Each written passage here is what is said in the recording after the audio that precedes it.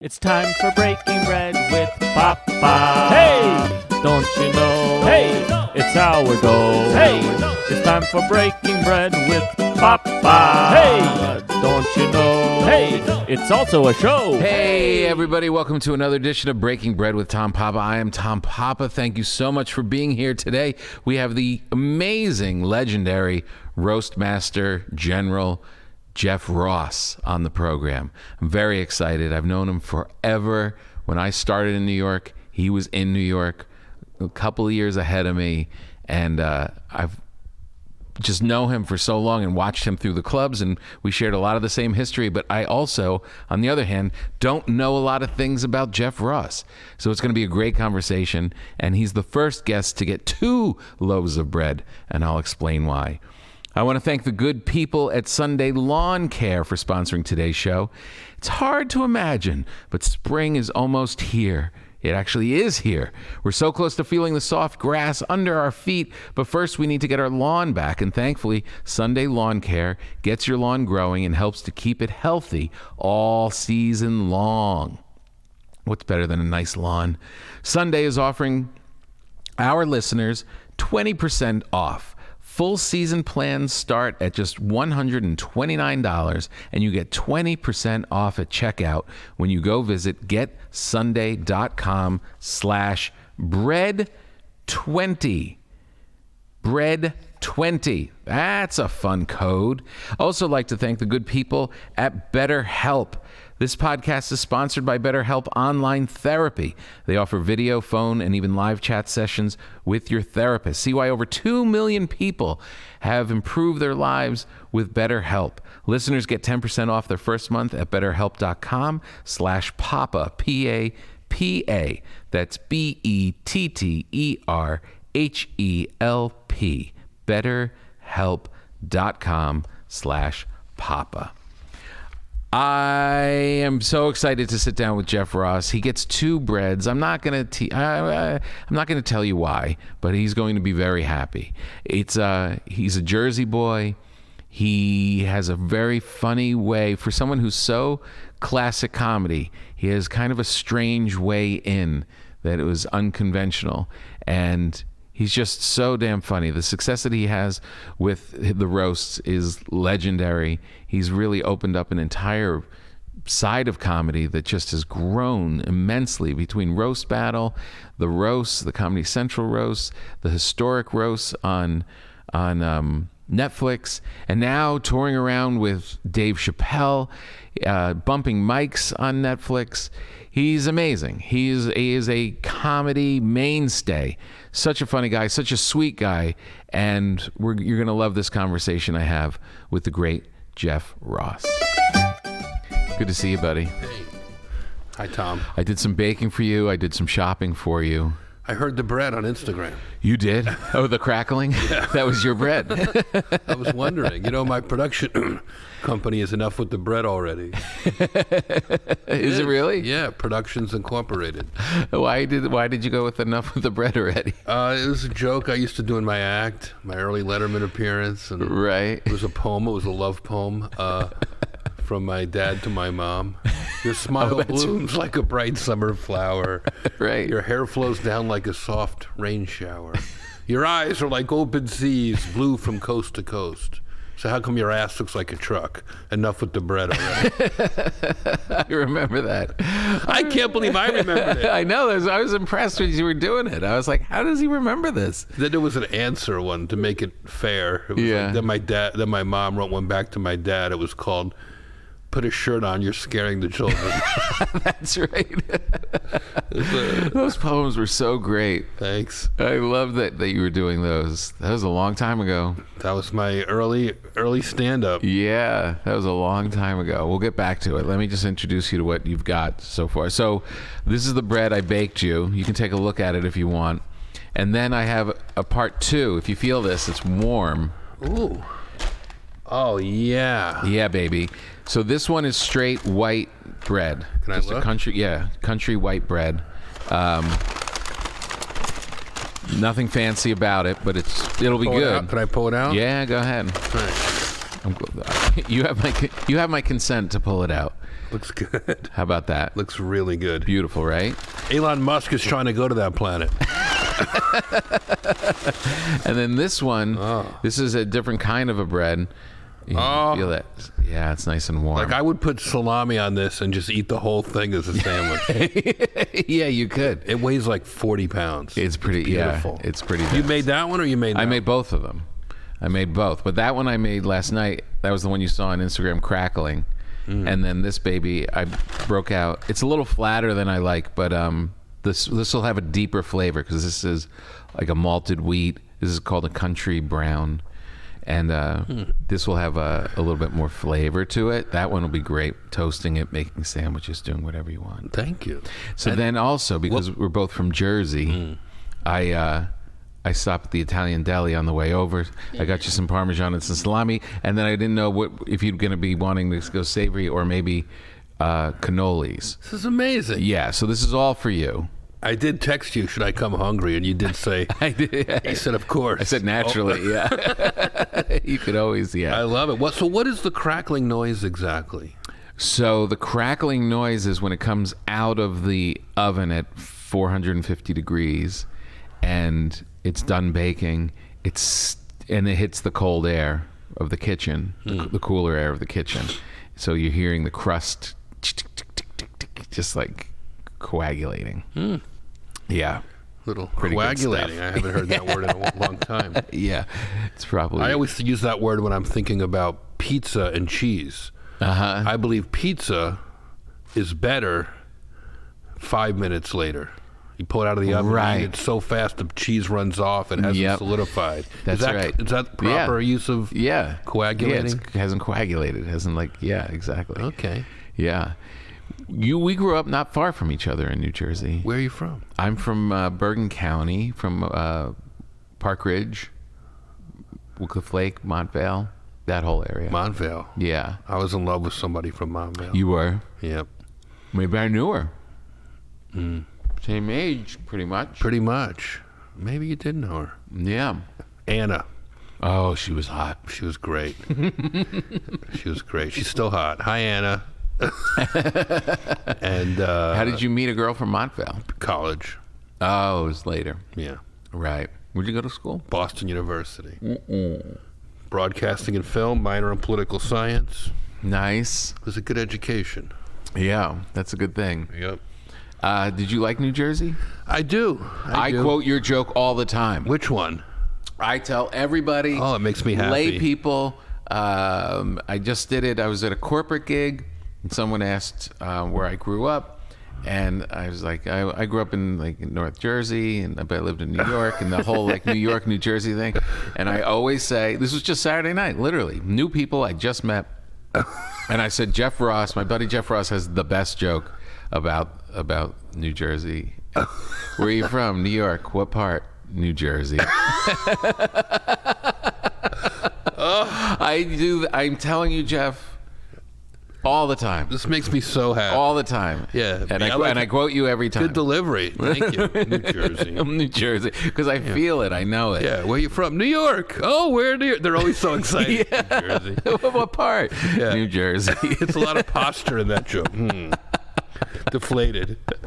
Oh, so That's brutal. pretty great. I'm from Newark. Yep. And then we eventually moved to Union. Right. And we wound up in Springfield. And in Springfield. On okay. Ronald Terrace. Right. Okay. 38 Ronald Terrace. Oh, yeah. That was a good spot. It was a good house. Yeah. Still there. Is it? Yeah, maybe I shouldn't have said that. My cousins live around the corner, so I visited on holidays and family cool. parties and stuff.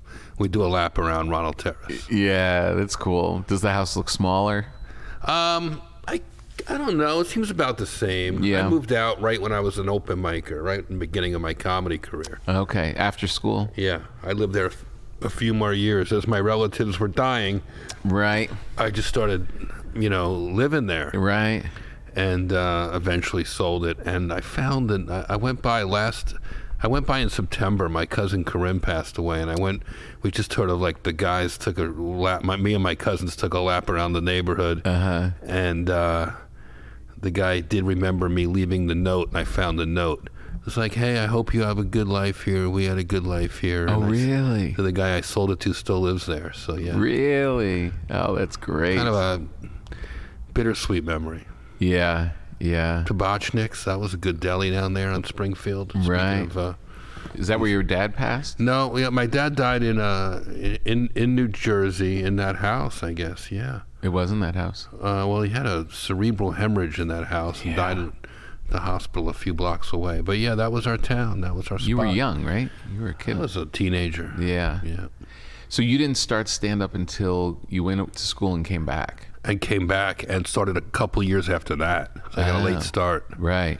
Yeah, I was about the same. It was after school. Where'd you go? I went to Rider College in New Jersey. And studied? Communications. But they had theater. I went there because they didn't have a football program. I played football all through high school, and I didn't want to play anymore. What position? Fullback. Really? Yeah. Huh. And I didn't want to play anymore. I was done. I Yeah. played from like first grade to senior year, and I was like, all right. I stopped senior year. Yeah. I played right through my junior year, realized I wasn't going to start. We had the best center in the state. Oh, really? And so I was like going to be the punt center again, and I was just like, Yeah. Food, women, Right, exactly. band, rock and roll. I know. Yeah, as soon as it was over, it was just like Fun What was City. Yeah. I got a guitar. I started wearing moccasins.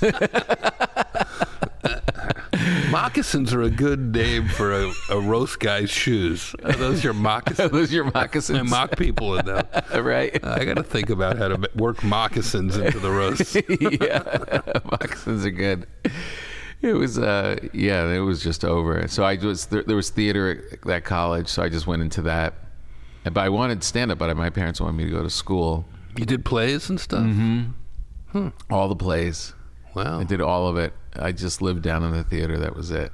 Yeah, it wasn't my major, but I got all the roles, and just lived it. And that's when I realized, I can live this life. When I stopped going to parties and started like just going to rehearsal and going home by myself to learn my lines, I was like, I remember being at the Wawa getting a sandwich after rehearsal and having no desire to go to the party I was supposed to meet my friends at. And the theater was more important to me. I was like, it was like a shift. Like, oh yeah, you're going to be a bit of an outsider if you're going to live this life. And I really like it. Like, this will be good. I could see doing this. Huh. Yeah.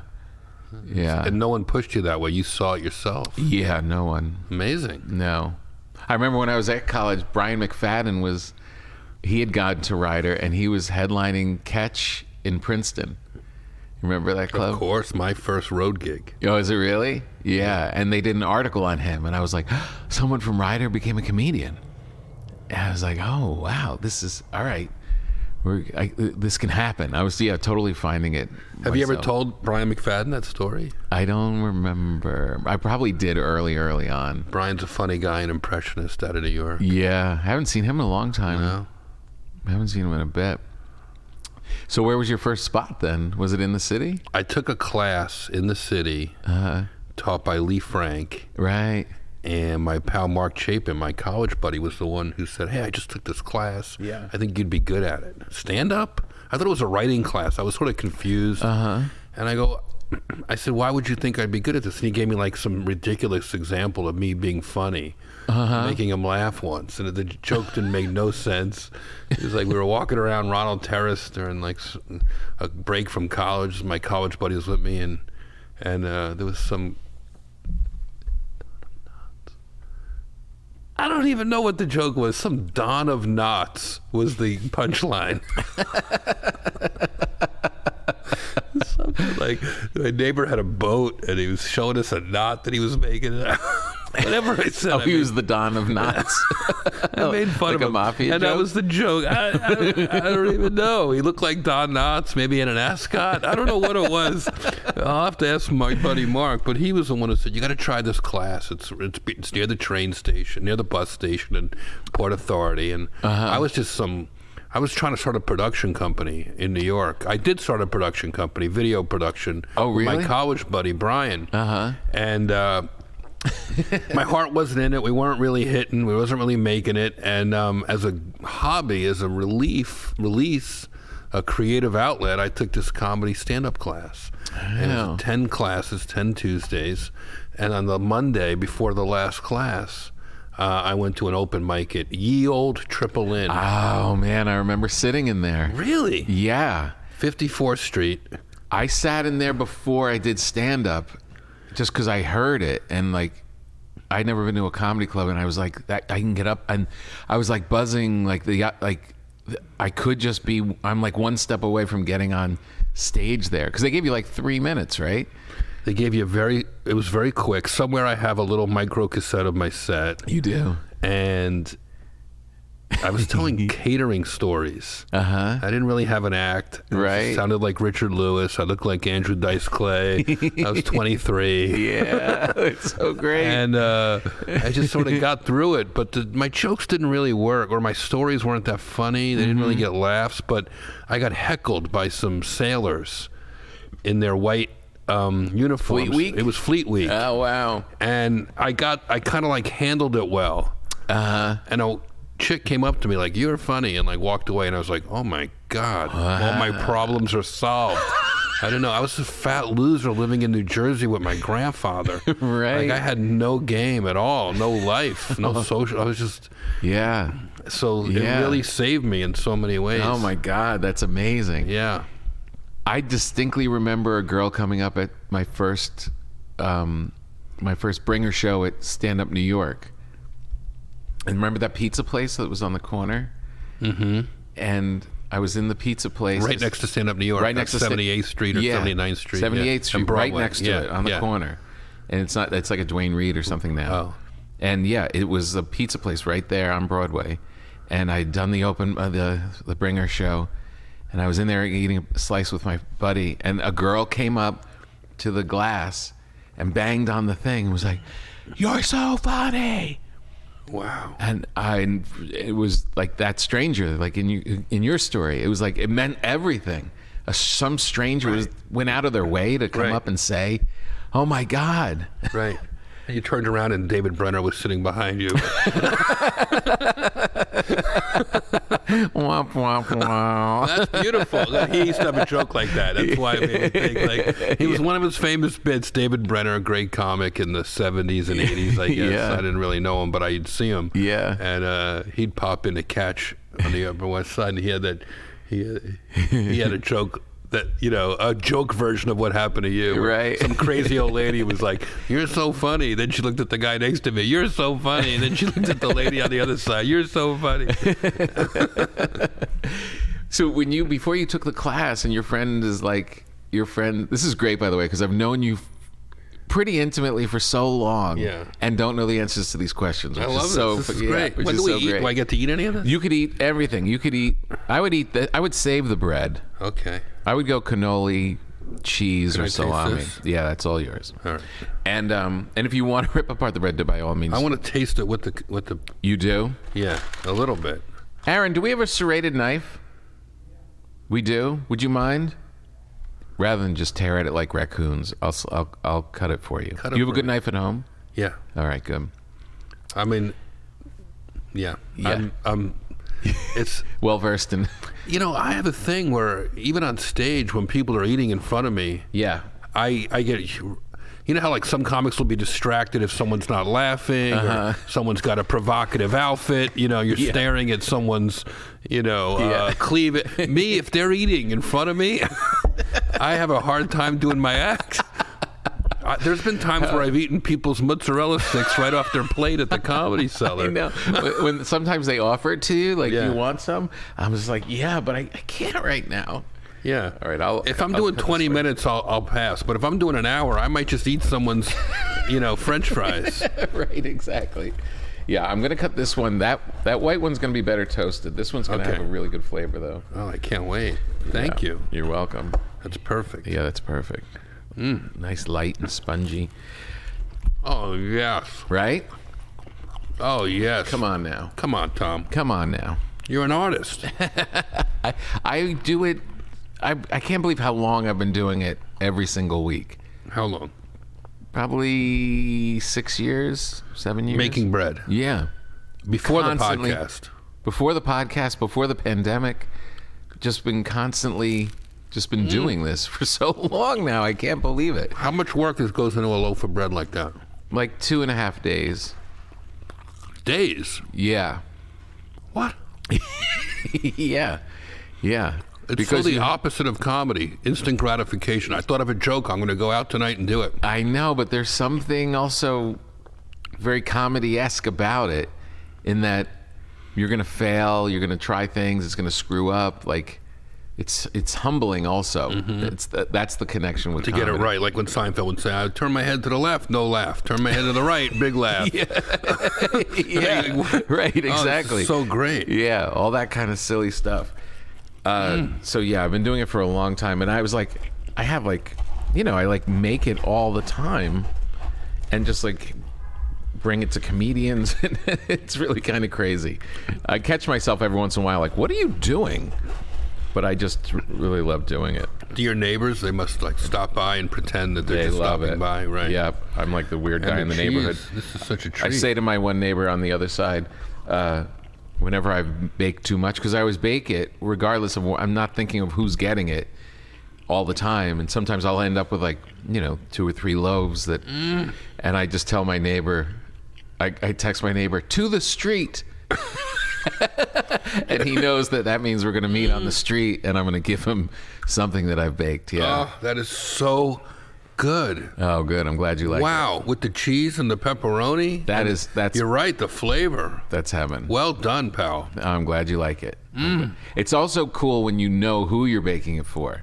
Like knowing, so I start this, today we're recording this on Tuesday. So when I got home from the road on Sunday, I started feeding the sourdough starter to get it ready to then start making the bread on Monday to know that I'm going to see you on Tuesday. It's so good just on its own. Yeah, it's pretty good. And it'll last for a while. And this one you're going to toast and put butter on Like it. how long will it last? This will be like 3-4 days. Really? Yeah. And the toasted one? Same.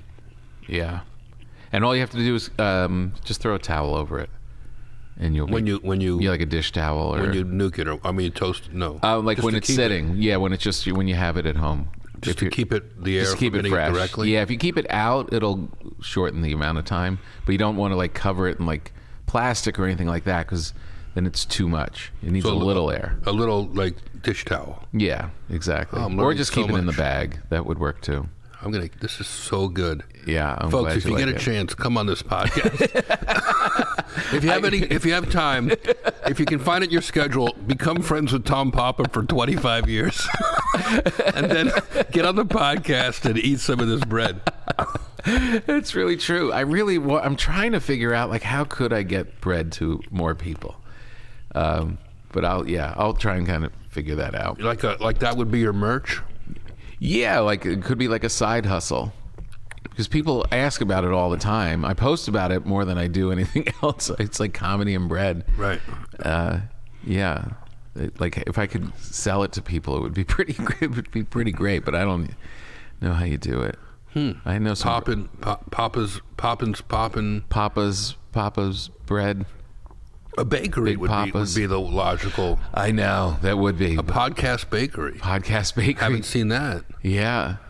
What was the podcast? What was the pop-up you had in Exactly. Studio You could City? do something like that. It was Christmas, the Christmas before the pandemic. Right. And got together with some friends who had an empty storefront on Ventura. And I forget what it was though. no, my girlfriend painted the windows. My buddy Kai supplied a bunch of art. And we made Roastmaster's Comedy and Art Gallery. Oh. And Bill Burr did a pop-up show. A bunch of comics came through. Oh. Seth Green and I did something together at night. And during the day, I had a big throne on stage. And people would come in with their kids, their dogs, their Really? mama. And they would sit there and comics would go on, or I would roast them. It was that's like great. a photo op thing. And we sold all kinds of fun roasty merch, like Too Soon shirts and stuff like that, and coffee. I made my own Wow. blend. That I remember. I remember that coffee. part. Yeah. And it was big business for a couple of days that Christmas. That's great. What a good idea. I'll have to do that again. The pandemic, obviously, haven't done it since then. But because we packed them in. I mean, it was. That's great. It was really fun. I could totally see you doing a bakery version of that. Yeah, that would be great. You know, if I do roasting, it makes sense. Coffee. Yeah. Right. Exactly. Bread. Yeah. And you could you could record the podcast at the bakery. And do it right there at the bakery. I'm investing in this. This is pretty good. I never thought of putting the podcast into the bakery. Let's get our rich friends on the phone. How can we make this bakery happen? Yeah. It'll be a destination. You don't even need a hot location. People would come to wherever. Yeah.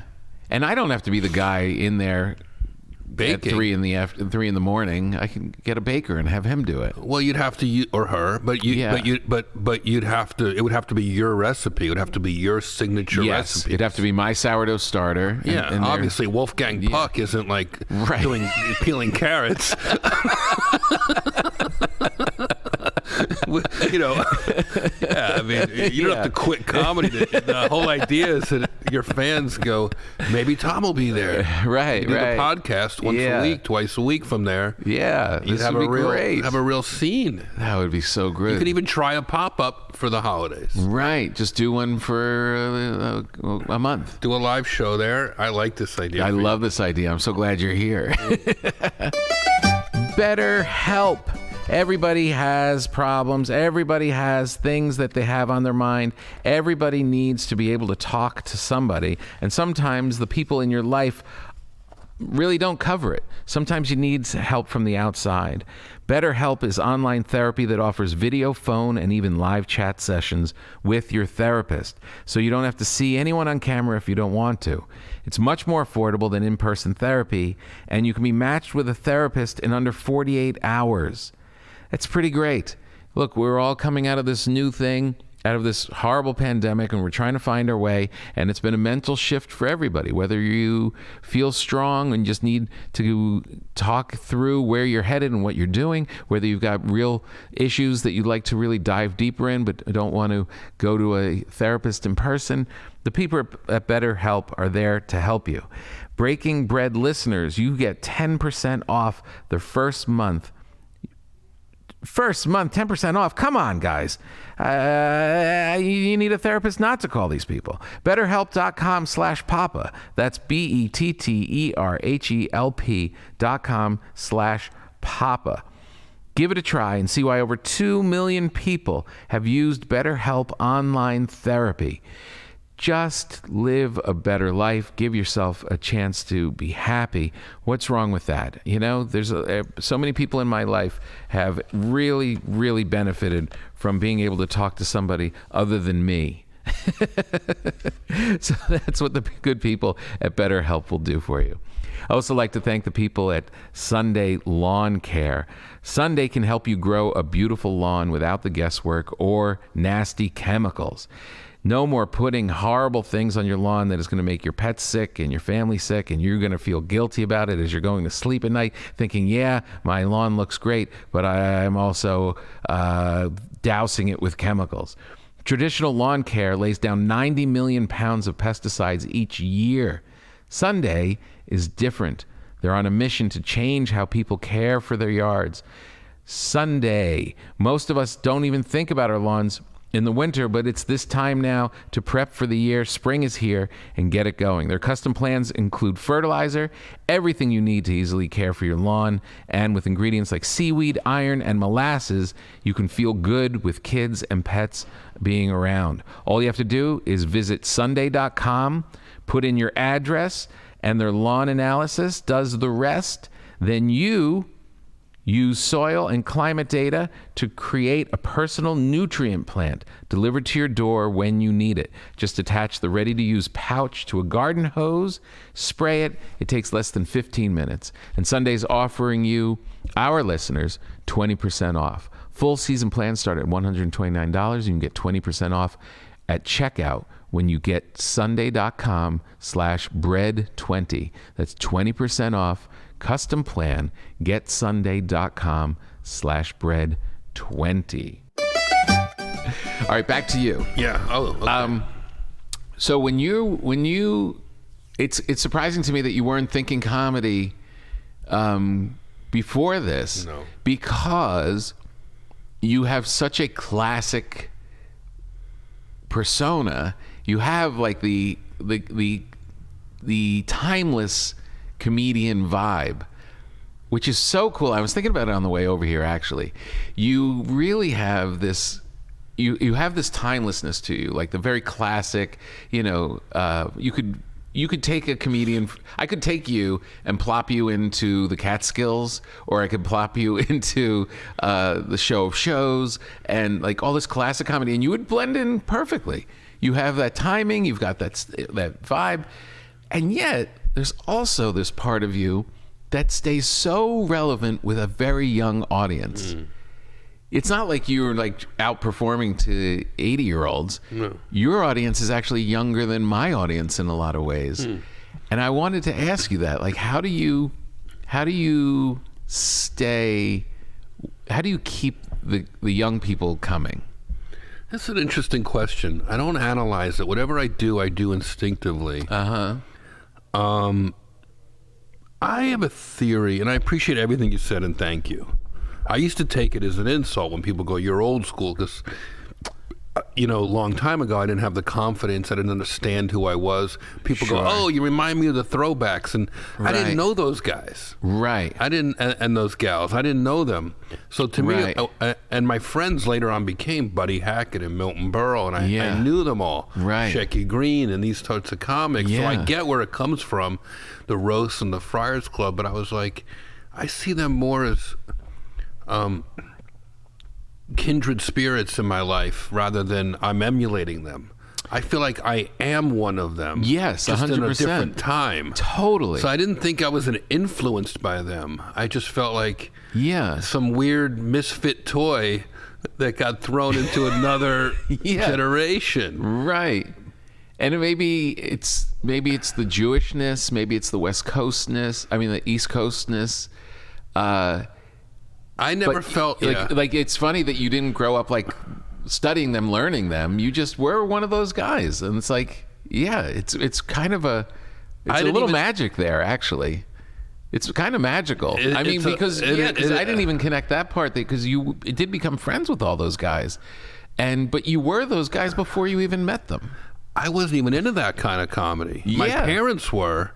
I can remember hiding at the top of the stairs, hearing my parents laughing at Buddy Hackett on The Tonight Show with Johnny Carson. Right. I vaguely remember like sticking my head into a showroom in the Catskills and hearing Mousy Lawrence for 2 minutes before I got kicked out.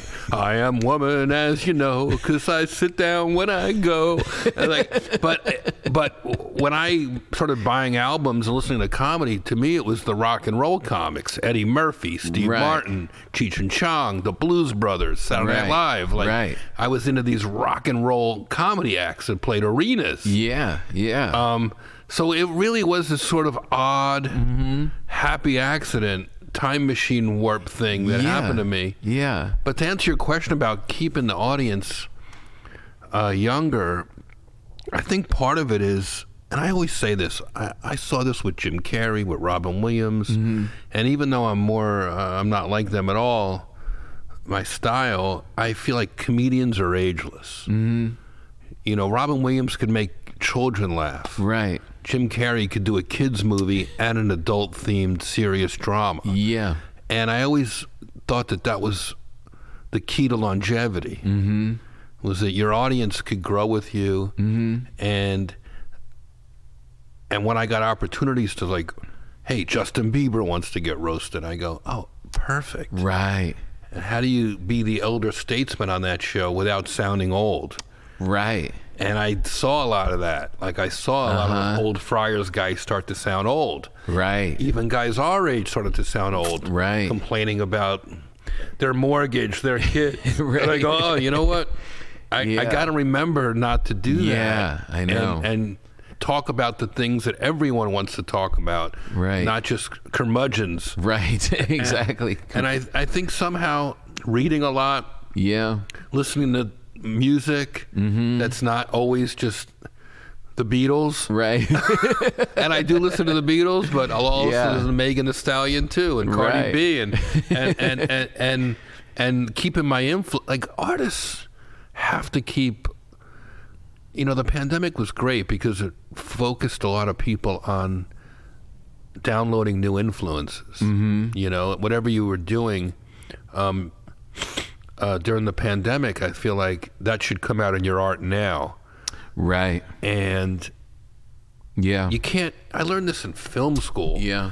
People said to me, why do you, if you were in film school, even back then, 30 years ago in college, you can't make films about making films. You have to make films about astronomy and biology and geometry and like whatever history, you know, literature, you know. So you have to keep your influences going. Right. You can't. There's nothing worse than a comics comic who makes jokes about other comics. Right. I get so frustrated by podcasts that are about other comics. Right. They're talking about other comics for their content. I'm like, boring. I'm like, you're never going to widen your audience. Yeah. Talk about the world and everything else. There's so much out there. Right, exactly. So I don't know. Part of it is just... I do what's interesting to me. Yeah. No, it's interesting.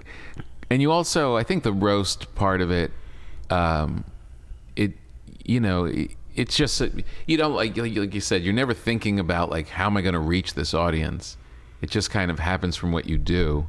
And the roast thing, like even roast battle, like, you know, it's a late night thing at the Comedy Store, just like the cultivating of it. You know, it's a later nights thing. You know, young people are coming to it. It's not going to be something that, you know, the 8 o'clock crowd, you know, who's got to get home to their kids, you know, or get up for work the next morning. Part of it is that I didn't succumb to that. I never had kids. Right. So, you know, for better or worse, I was able to stay out late. And sort of cultivate that roast battle community. When did the roast thing start clicking? Was it just from doing one on Comedy Central? I just want to finish this point because I heard today I heard Jon Stewart and Howard Stern talking about this. Like Howard was saying how he didn't want anybody to succeed. Now he doesn't see it that way, but he didn't want. He wanted to be the only guy on the radio, and he would get really, you know, he went to war over the ratings. He wanted to stay number one, and he wanted to kill off his competitors. And it was toxic. And, I remember that. And obscene is what Jon Stewart called it.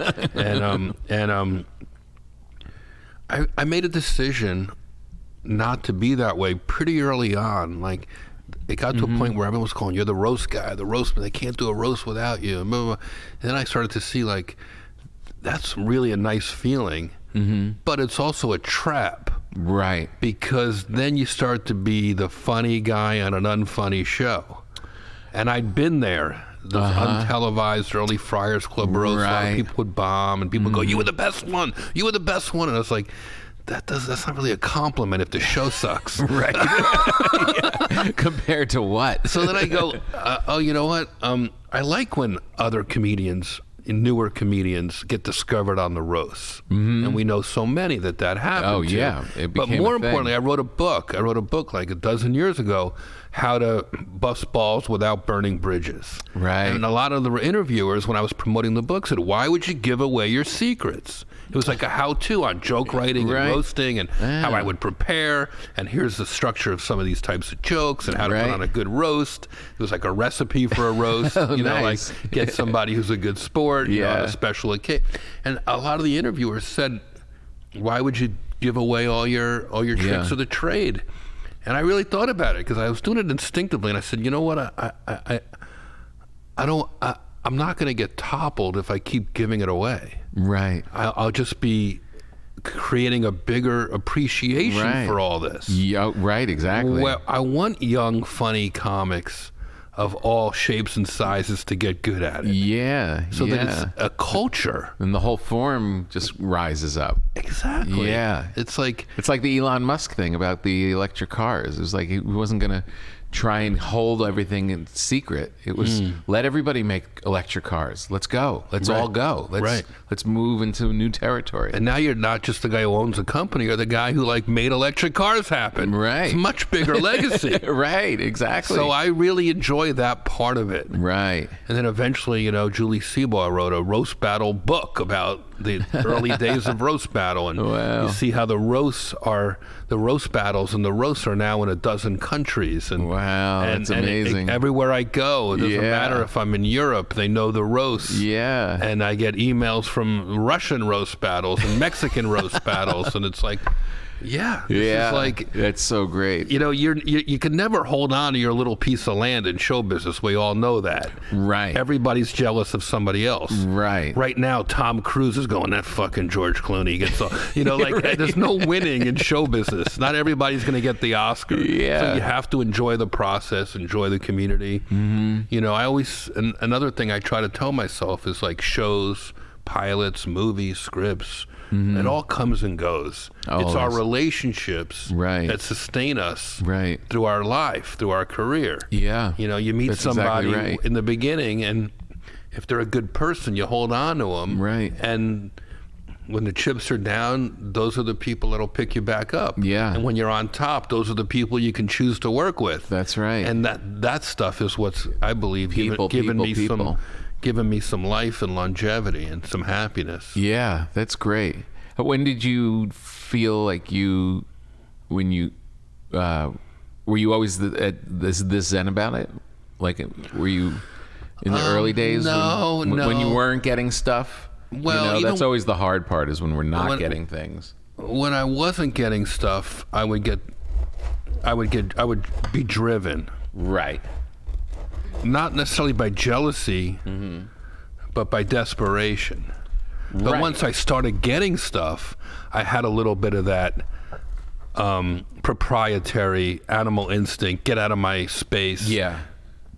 You know, was afraid to say yes to things because it's like you think you're only going to get offered something once. And I turned down things I wish I hadn't turned down. You know, hosting certain formats and stuff that. I was like, oh, I'm an artist. I want to do my own thing. And oh, really? Yeah. Early on? Yeah. Wow. And I was like, oh, why was I so worried about all that? And I was, don't know. It's such a confusing time. which deal to take? And you're young, and now you're getting some like heat. Right. And that stuff, I realized, I can't last like this. You know, I'd rather It's very stress filled. Yeah, it's a marathon, not a sprint. Right. And why are all those other people getting on that show and not me? I realized at a certain point, everybody funny makes it. Right. I said to Buddy Hackett once in his backyard a million years ago, I said, who's the funniest guy of your time, funniest person of your time? And he said, everybody funny had their time as the funniest person. Really? It was a project, a joke, a moment, a film, a TV show, an award, a set, a benefit, where everyone, you know, whatever the buzz was. And I got that. It took a lot of pressure off me. Yeah.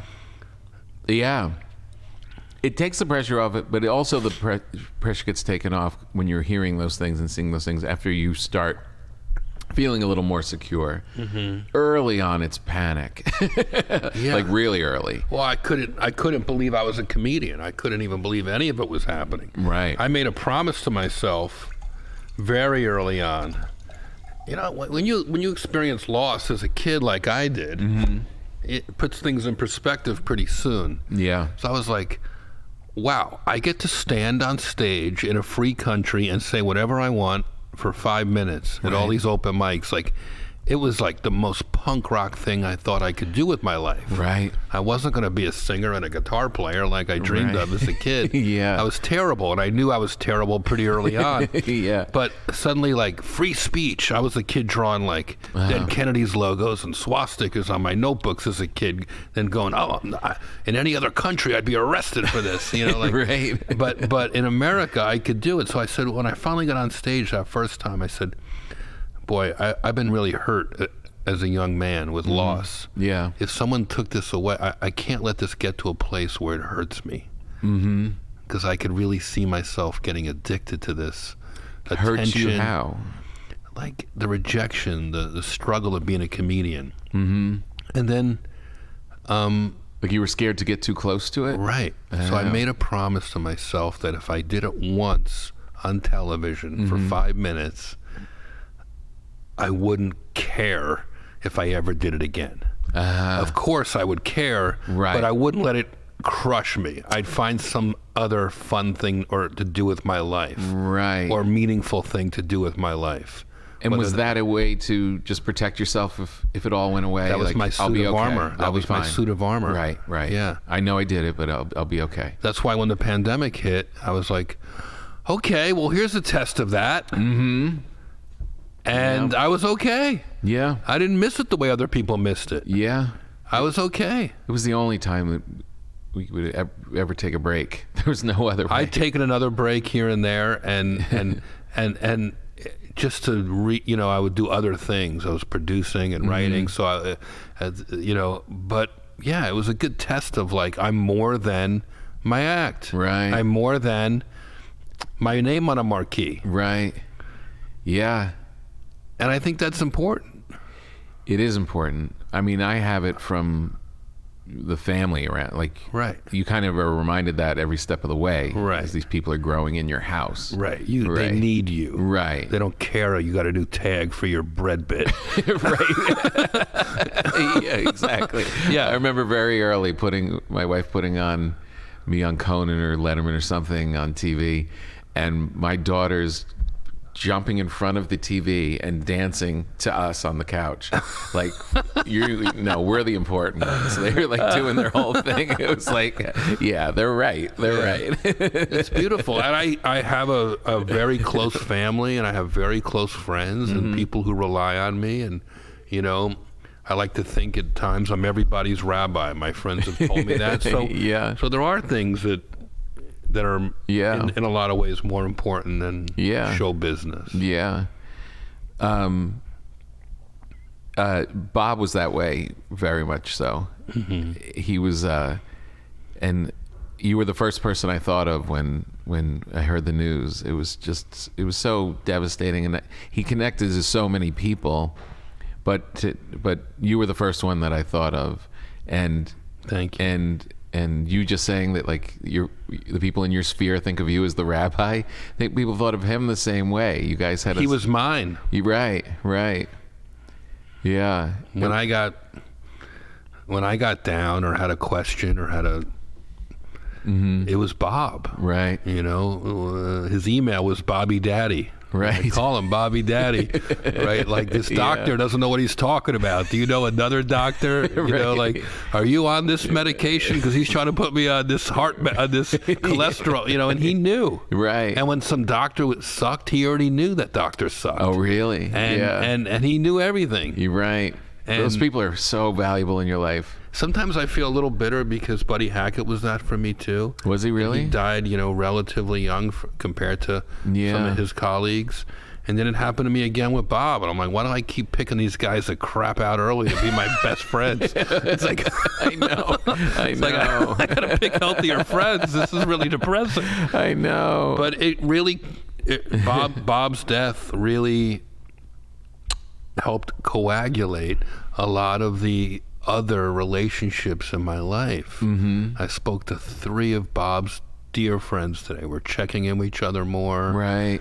That's great. And we're a little more less guarded, I should say. A little more vulnerable, not in a bad way. Mm-hmm. I feel older since Bob died 2 months ago. You do? I feel like there's a layer of protection removed from me, from my life. Right. It's very much... Yeah, my father lost his father when he was young, and he always gravitated towards older men, just subconsciously. Having those guys in your life gave you that perspective, and he liked being around them. I'm sure he got a lot of wisdom from them, that thing. Mm-hmm. So it seems kind of natural that you had Buddy, you had Bob. But at a certain point, you kind of become that guy. You become that. fascinating, isn't it? This little circle of it's really. As you say this, it occurs to me when I was in high school, my buddies would tease me that I acted old, like I was old in a young guy's body. Right. But now that I'm older, I feel young. Right. And I have friends that are the spectrum of young to old. Right. But if you want to think about comics, from roast battle to 90-year-old comics that check in to see how I'm doing. Right. And right. I'm not sure why, but there's some wisdom from the old people, and then there's some clarity from young people. Yeah. And I like it all. Yeah, some perspective there. How did you become friends with Buddy Hackett? Because Buddy Hackett was one of the first guys. Oh, this is a great story, actually. That I sat with my father and we watched this. Like he had an early HBO special, I think it was. Oh yeah. And I couldn't believe that this guy in a tux and he was like doing crowd work, and he was like, he rips apart that woman in the front. Yeah. And he was just so funny and dirty at the same time, but like dirty in a way that I wasn't getting in trouble being with my parents, like watching it. Like they were all just loving the hell out of it. I was like, oh my God, this guy is something special. I just saw his wife the other day. Oh yeah? Yeah, we had a nice talk. I was roasting Steven Seagal at the Friars Club. And I've told this story many times, but the Buddy part is fresh. Like, it was 1995, maybe 96. Right. What year did you start? 89. 89. I was doing stand-up and doing okay, but those roasts kick-started a lot for me. At the Friars roast, like the early stuff. Yeah. And where no one's seeing it, you're just doing them live. A couple thousand people, which, but I mean, which was everyone in New York at the time. Like, it was the first time I was really asked to do something other than Star Search that was not just comics, but there'd be other types of celebrities. Right. There'd be a boxer there. There'd be the mayor might be there. Howard Stern might be in the audience. Right. Patty Hearst was there. So you had this interesting, like, it was the elites of New York, the media. Right. And back when that didn't have a negative connotation. Right. And it was just Katie people. Couric might be there. Martha Stewart might be there. Right. And I met all these cool people. Right. And Milton Berle gave me this terrible introduction, and then I went up and Steven Seagal's staring at me. He's you can see he's not enjoying being roasted by all these amateurs. Right. I said, there's like 1,700 people at the Hilton Hotel in New York. A lot of you don't know me. I have my one good suit on that I had worn at my buddy's wedding. But I feel uniquely qualified to be here today because I'm also a shitty actor. And I'm hitting. And I hit so hard that Milton Berle starts heckling me, and Milton Berle starts heckling me. Oh, really? And Buddy starts defending me, and they start like kissing. So now I'm in this three-way improv on my first roast. Yeah. And afterwards, I'm back at the Friars Club having a drink with buddies holding court. And I say to him in front of a dozen comics, like, for advice, how did I do? Yeah. And stuff like that. And he's telling me, like, giving me tips and that. And he gives me his phone number. And he goes, well, next time you're in L.A., give me a call. I held that piece of paper for a year. Really? All right? I even went to L.A. and didn't call him. I was too nervous. But eventually I did. And he remembered? He remembered. Wow. I think I saw him one more time. And I said, I'm going to call you. And right before that roast is when I really met him. It was in the elevator at the Friars Club. I was going upstairs to play poker with Greg Fitzsimmons, who was a member. His dad was a big shot there, Bob, a radio guy. And the elevator door opened up, and Buddy got on. And Mr. Hackett, oh my God, it's such an honor to meet you. If my parents were alive, they'd be so, just like, they'd have so much nachas that I'm meeting the great Buddy Hackett. And I shake his hand, and he shook my hand, and he had a very sort of soft handshake. He didn't like to be squeezed. And he looked me in the eyes, and he said, "You know who hates farts the most? Midgets." And I don't know whether to laugh or what the fuck. And the elevator door opens up, and he just waddles off. And I didn't see him again until that Steven Seagal roast. And then he defended me. And then, maybe a year later, I finally had the guts to call him up. He invited me over to sit in his backyard, and he made me matzo brie, salami and matzah and eggs and onions. And we became very close. People say, was he like a mentor, like a father figure? He was like my little brother. Was and he I really? was like he was a wild juvenile maniac who would pick me up, drive me to the valley to some fried chicken place he liked, open his trunk. He'd have a briefcase that looked like he was doing a business deal, but it would have a bottle of booze and 2 glasses. Really? And we'd eat fried chicken and drink booze out of the back of his car. Oh my God! Or he'd pick me up, and we would go to one of his country clubs, or he'd call me every morning. It was like my orange juice. Like, it woke me up.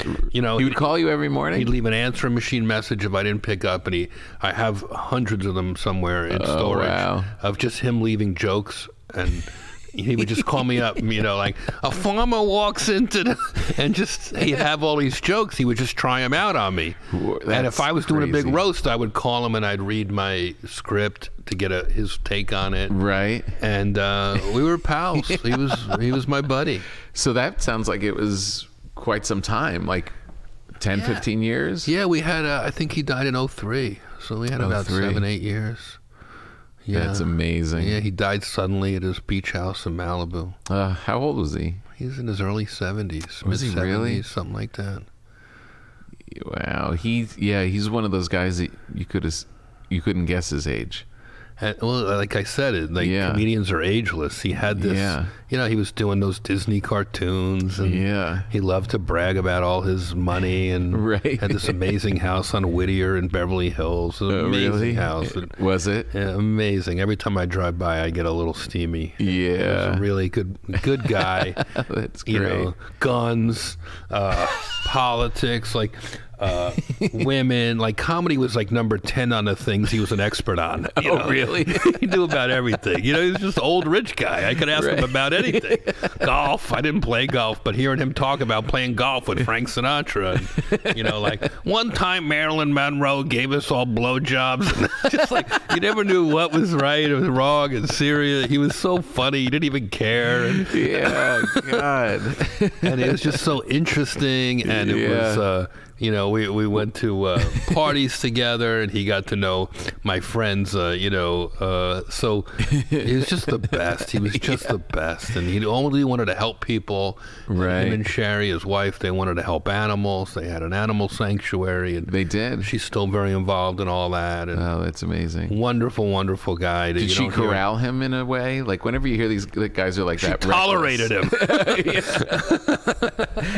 He was tough, man. I always wonder how those guys like make their way. You know what I mean? There's certain people who's just so reckless that you're like, how do they get to the meeting? How do they? You gotta put them in the car. His love for show business, his love for performing. Yeah, he was one of those guys. He was so famous. Right. Don't forget, this is pre-internet, like.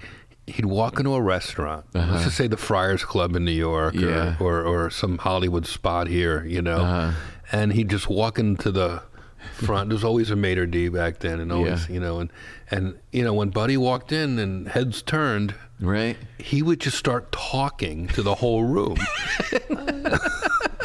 Which was amazing. Like, it is amazing. He just had this unbelievable. Yeah. And he didn't work hard. He could kill in first gear. He could just start the joke halfway through. He didn't have to say hi. He just started. And it was amazing. If you have time, you're ever feeling the blues, folks, just YouTube Buddy Hackett on The Tonight Show with Johnny Carson, and these funny clips will come up, and Jimmy Kimmel and Sal and those guys, they send me clips all the time. Whenever something new was he pops filled up. with jokes? Yeah. He was. He loved those guys. He could tell. They called them stories. He called them stories. Yeah. Right. Joke was like a one-liner. Right. Which he admired that I did, and would always give me pointers on that. But and every now and then he would co-op one. Right. like he didn't like Jerry Lewis, so I had this joke about I was doing a joke roasting somebody, and I said he's such a dick. He took Viagra and made him taller. And next thing I know, like, I'm at the country club, and Buddy's just doing my joke about Jerry Lewis. It's like, I was honored. Yeah, of course. I was like, all right, let Jerry be pissed at him, not me. It's pretty funny that we're sitting here in Los Angeles after all that time. You know what I mean? It was New York was because New York was that was where we grew up, right? Right. And there is a funny thing that after all this time we'd be sitting at a table and it's 80 degrees outside and palm trees. We made it. We made it. Eating home. But if you said, hey, in 30 years, you and Jeff Ross will be in an empty studio eating bread that you made, we would assume we were poor. Right? Why are you eating bread? Why are you making bread? What happened? But it's life, man. L'chaim, folks. Yeah, absolutely. It's like it's not easy. Show business is hard. It's harder than it has to be. There's a lot of ups and downs. Yeah. But I try to enjoy the process. I try to not let myself get too high or when things are good and get too low when things are bad. Sometimes my manager will be like, you're not, why aren't you happy? This deal's great. And I'll be like, I'm thrilled, but I don't let myself go there, because when you get edited out or the thing tanks, I don't want to jump off a roof. Right. I enjoy the day to day. I enjoy. You got to find a certain glee in bombing, right? Or you're done. You have to find, enjoy the process. I have a big neon sign in my living room that says that. It does it really? Yeah. Oh, that's great.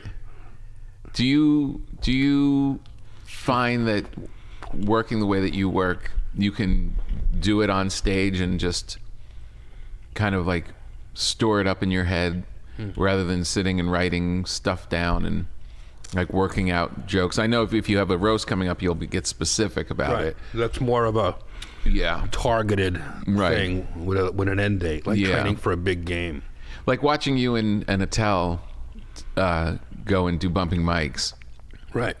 It was like when you guys were starting to noodle around in the clubs before you brought that out. Right. But at first I was like, really? Dave and Jeff up on stage at the same time? And then it made perfect sense.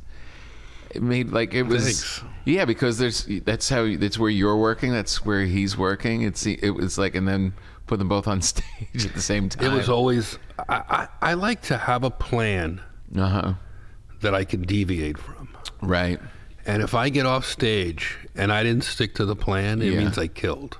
It means I had enough happening in the moment. Right. And the crowd was hot, or somebody was setting me up, whatever it was. Yeah. So I like to have a plan. The only time I'm nervous is when I don't know what's happening, or I'm not prepared. Right. And even then, I've gotten better. Rickles would chide me about that. And I've gotten better at trusting improv and going up with nothing.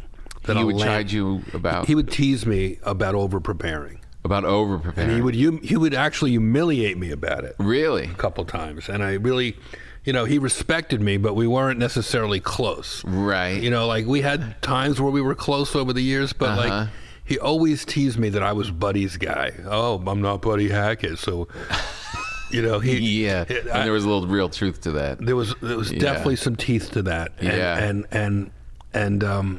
It is what it was. I was friends with Buddy. Right. And, Rickles lived another 15 years, so the Rickles camp got Rickles a lot longer than the Buddy camp got Buddy. Right. And sadly, it was just me and the Buddy camp. It was just you.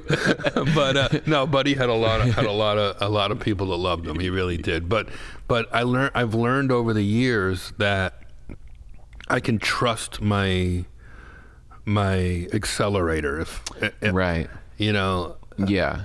I can just start talking, and if I know the subject, I don't have to craft it. Right. I'll find it. Right. And that rough draft will be enough. Isn't it amazing how long that takes, to trust that? 30 years.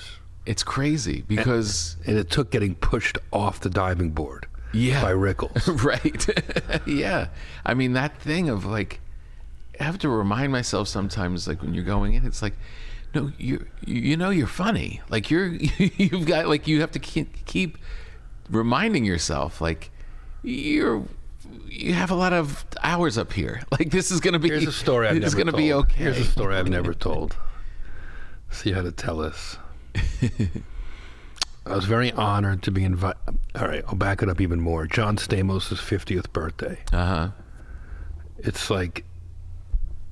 he says, I'm turning 50. They have a black tie thing at the Tower Bar, Sunset Tower Hotel. Right. Saget's going to host. I just want you and Rickles to speak. Nice. I mean, what an honor. Right? Yeah. And please roast me. John Stamos. That's one of the great ass. easiest targets in the world. John Stamos is so handsome. His birthday candles blew him out. A lot of easy, fun jokes. Yeah. But I worked hard on it. Uh-huh. And when it got to me, I had my 3 pages, and I. You look down, you look at the joke, and you look up, and you say it, and you're doing it like a roast. Right. I'm prepared. Yeah. And then Rickles is, of course, after me, and we'd done a lot. There was a certain point where you were nobody in Hollywood unless you had Ross and Rickles at your birthday making fun of you. Yeah. So it happened. It already happened a few times where at different events, Don would go on right after me, and he would give me shit about being prepared. And he really laid into me that night about having my papers and prepared. And he just went up off the cuff and destroyed, and was heartfelt, and everyone burst into applause. It was one, but it really stuck in my craw enough where even Stamos reached out. He's like, "Hey man, he does the same jokes all the time." Right, exactly. But you come in with fresh stuff, so don't take it personally. And I can't say any of that to Rickles, but afterwards, John was very cool about that. That was a big thing for him to say to me, because he really was very close with Don, and Don was my idol. Right. So it hurts when they take a dig at you, which you kind of don't think is really a dig, but more like, it's kind of making sense. Right. And in that I probably could do it without the notes. Right. Even though I know that I scored really big, but I also worked days on it. Yeah. I mean, that's all while I was doing stuff. all this other stuff. So So right. Fast forward a few, I guess 3-4 years later, and Don dies. Right. And I'm at the temple. His wife and daughter, and they invited me, and they loved me, and I knew them well over the years. Yeah. But it was a weird thing. And even at Buddy Hackett's funeral, Don sat next to me, and after my eulogy gave me a nice tap on the knee. He respected me. Right. And everyone's up making these formal speeches about Don. And then Tony O, his manager, his road manager, comes over to me. He's like, I'd like you to say something. It's on 5 minutes no notice. No notice. Right. Judd Apatow standing in front of me. He didn't speak, and everyone around. But me, I'm getting the nod with no notice. Oh boy. So now I have 5 or 10 minutes to just think. Yeah. I don't want to, and my instinct is to go to my phone and start making notes in the notebook, or writing something down.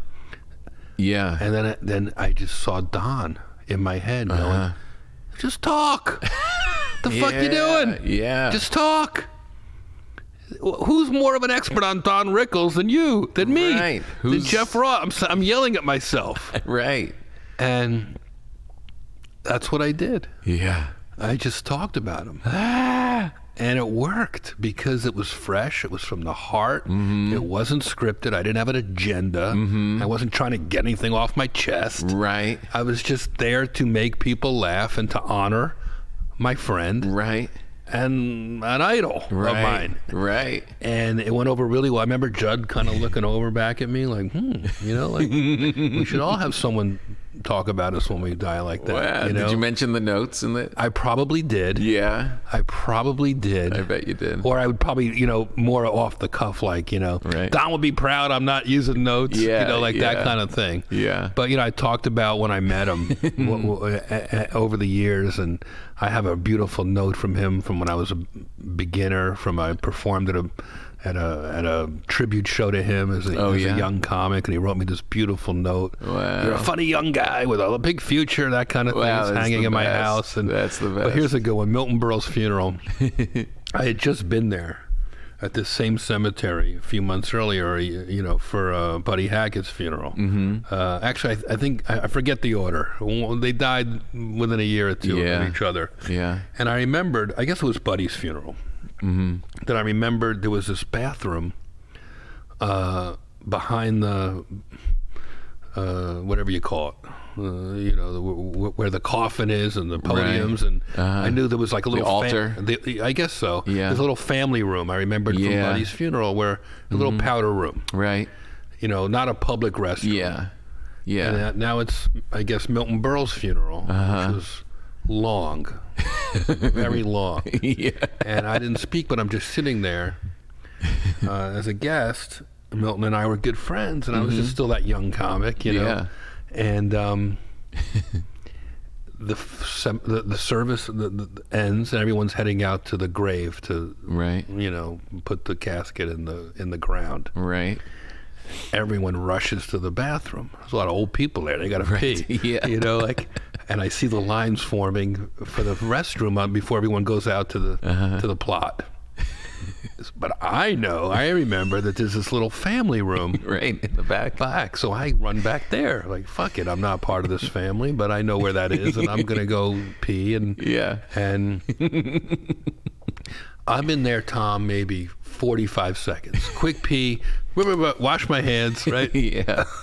And zip up, and I open the door. I'm not even in there a minute. Yeah. Don Rickles is standing outside the door with his hands on his hips, like right out of CPO Sharkey, with this look on this sour puss on his face. He looks at me as if I've been in there for 2 hours. He knew where. He looks me up and down, sees it's me, and I've never really spoken to him at this point. I hardly know him, and this is how I knew I made it. Yeah. He looks me up and down, and he goes, "What was there, a dais in there?" So I was like, "Yes, Rickles knows who I am, and that I roast people. I've made it." It's the best. It was so great. He used to love to tease me about, I like to dress up at the roast. Right. Right. He's like, why is every roast Jewish Halloween for you? I once canceled this is my only Rickles story. I was supposed to go to Costa Rica with my family. Right. And for vacation. And they called me from Just for Laughs and say, "Can you work with Rickles for 2 nights at Just for Laughs?" Wow. And I was like, I told my family. Open for Rickles. Yeah. Wow. They said, I told my family, "I'll meet you in Costa Rica." And I went to Montreal. It was because he was getting older. It was like, this is my only chance. I never met him. And just had 2 nights with him. Wow. And I was like, after the first night, I was like, when we came for the next one, I was like, "Don, now that this is our second night together, do you think when we get to LA we'll be friends? Like, we'll hang out?" Don't get carried away. "Do you think you're going to watch my whole set tonight? Are you going to watch the whole thing? Or are you going to stay in the back and watch my whole set?" "Oh, please." So at the end of the night, at the end of the whole thing's over. I love how you set him up like that. Yeah, I was just lobbing him in. And he brought me into his dressing room. His manager came to get me, to come to his dressing room, and he's in his little robe, and he's got his vodka, and he says, he took my hand, like a grandfather, like when they don't let go of your hand, and I'm like crouched down next to him, and he said, Tom, I just want you to know, I watched your whole set. I all kidding aside, I watched your whole set tonight. Have you ever considered a career in food delivery? You throw in some jokes once in a while so you don't kill yourself. I was like, I just floated to Costa Rica after it. He knows you're going to tell that story forever. Forever. The best. What a badge of honor. Oh my God, yeah. And very rare to have a comic open for him. Oh really? That's the Just for Laughs people did that. Oh yeah. He would never. Oh really? He always would have like a Sinatra impersonator or some girl singer. He would call a girl singer. Right. He was, He didn't like comics going on before him. Oh, interesting. That's interesting. Yeah, thanks what to a cool experience. Thanks to those guys. Yeah, but just that little dose of that. Oh, amazing. So good. Yeah. Yeah. So what are you going to do now? Are you going to go out on tour now that the pandemic's over and we're... I've been in it, man. Yeah. I'm a year ahead of everybody. Yeah. About it, almost 9-10 months of not performing. Mm-hmm. I was out with Craig Robinson. Dom Herrera's birthday during the pandemic. He said, meet me at Dom's, we'll bring him something to eat, it's his birthday. And afterwards, he says, follow me. So I get in my car, I follow him to some parking lot in North Hollywood. And I'm like, I go out to a dark corner of this lot behind a tree, I'm peeing, and all of a sudden I hear my name. So he introduced me, and we went up together as our Ross and Robinson. And we did like a half an hour of just riffing. Yeah. And I just started doing all these quasi-legal parking lot shows for a few months. And then Chappelle was like, hey, come on out to Yellow Springs. Let's do some shows. So I actually went out with Saget. I remember that. I actually went out with Saget and John Mayer. And that led to, I got the bug. Yeah. And I started just doing everything I could do. Yeah. And wound up going around the country and to Europe with Dave. Yeah. And, what a treat. Oh, man, I remember watching that happen. We just did a week in Paris recently. It was so cool, man. Really? So cool. Wow. What a great life. I go, being a comedian, and you'll understand this because I know you have these adventures. Yeah. It's a backstage pass to the world. Right. Really? If we had any other thing, you just wouldn't get that sort of access. No way. That's what my wife and I always say. We end up in these crazy places with these crazy people, and we just quietly say, thank you, comedy. Exactly. Really? Thanks, funny. Right? Yeah. Thank you, comedy. I would never have been here if it wasn't for that. Incredible. Yeah. And I still appreciate it. I do still appreciate how lucky I am. Yeah. People go, do you get sick of being a typecast as the roast guy? I go, I got the best fucking job in the world. Make fun of people. I know, exactly. What he's talking about. For years, it was like, you're just going to be the roast guy? Yeah. Yeah. Stay in your lane. How about it's an 8-lane highway? And we're going to run you over, you asshole. Oh, it's so good. And the last thing I'm going to ask you is, because I've watched you through the years, that your look has evolved. You've changed your look a bunch. Well, I think you had hair, and then you had like big curly hair, then you had like the big mop, and then now you're all dusted up and nice and bald. Do you feel good bald? Do you miss your hair? There was a few years there where I've never told this story, so I'm very wispy, as you see. I lost all my hair in a month. What? Alopecia. Wow. No way. Even now, my eyebrows come and go. How? Depending on who knows. And I've never talked about this. It took me years to even say it to myself. Right. I would lie. I'd just duck it. I'd fake it. You had no idea what was happening at the time? It took a few months to figure out. I thought I was sick. Uh-huh. And that must have been scary. It was really scary. I was coming off a breakup. I was stressed, and Yeah. and I didn't know what was happening. Right. And doctors couldn't figure it out. Oh, geez. But eventually, I figured it out. And Dr. Drew sent me to a specialist Right. at Yale. Wow. Brett King, who helped me at least retain some of my facial hair and Right. stuff like that. Wow. I still have hair on my body. I never had hair on my legs. Neither has my sister. Right. I have a little bit here and there. Yeah. So, to answer your question, it was sort of, my life's been a bunch of happy accidents. Mm-hmm. And I considered the alopecia one of them. Right. Because right after that, I had the idea to go to a jail and do a show. Which was great. Thanks. The one with and then in Mexico, that was Before that before one, that one. I did Jeff Ross Roast Criminals right. down in Brazos County Jail in Texas. Right. And then I started to walk in there, and I go, man, the shaved head Right. is working.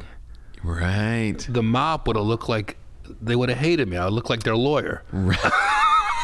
But when I walked in looking like a skinhead, Right. I think it gave me a little bit of Yeah. that little extra thing I needed, Yep. so that they would take me seriously. Amazing. So It's so crazy. I don't miss anything. Right. I had so much taken away over the years, but Right. but new Right. opportunities, new feelings take Yeah. that over, and Yeah. I'm really try to think positive, Right. stay positive, Yeah. and see everything from the bright side. Yeah. Have to. The alternative is It's useless. death. It sucks. It's useless. Why would you go through? So my look Yeah. now, I look like if Amazon sold a Jeff Bezos blow-up doll. Yeah, it is what it is, man. It looks good. It really you own it, and it looks great. But only if you like knew you from early on. Like there's been a couple different versions. It's like, and Yeah. it's life, man. The alternative is death. Right. So I'm all in. All right. Well, you were very inspiring. This was great, Jeff. This was really cool. I'm going lot to of send you fun. home with these breads, and you're going to take the cannolis because it's the 50th anniversary of The Godfather. Leave the knife, take the cannolis. Where are they from? They're from Monte Carlo, Pinocchio's in Burbank. I am going to devour those in the car on the way home if there's traffic. If not, I'll wait till I get home. You're the best. Thanks for the bread, and All right. thanks for being such a good pal for so long. Absolutely. My pleasure. And make sure you give me some reviews as the bread goes. I want them to know. Keep me track. I got keep this track great of jam that I got in London. I'm going to mix it with the bread and toast it like you suggest. Yeah, text me and keep me let me know how Enough it's going with the down. bread already. Enough with the bread already. Oh, we didn't even talk about the poems. That's our big show. I'd like to thank our good friend Jeff Ross for being here. He's going home happy with cannolis and 2 breads, and I get to go home filled with great stories from a good friend. And now I feel, as you do, even closer to the great Jeff Ross. Thank you for listening, and we'll see you next time.